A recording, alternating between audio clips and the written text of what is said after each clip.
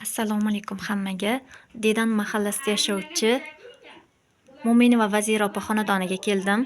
Vazira opa mikrokredit bankdan 10 million so'm kredit olib, tikuvchilik yo'nalishida o'z faoliyatini boshlagan va tikuv mashinalari sotib olgan.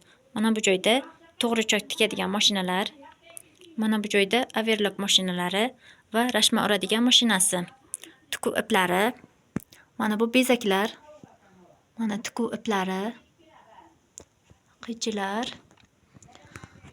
kiyim tayyor bo'lgandan keyin uni chiroyli qilib ko'rsatadigan mana dazmollar, dazmollab chiroyli qilib beradi.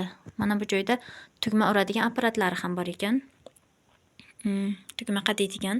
Mana bu joyda mijozlarning materiallari. Vazira opa gullarga ham qiziqarkan.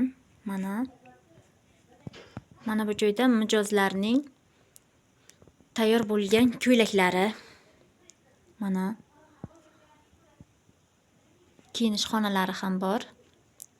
Vazira opa yillik daromadini 60-70 million so'mga oshirgan. Bundan tashqari, ya'ni tikuvchilik yo'nalishidan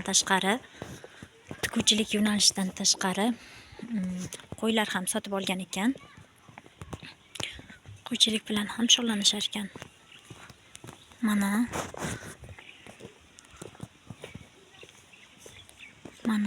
qo'ylari.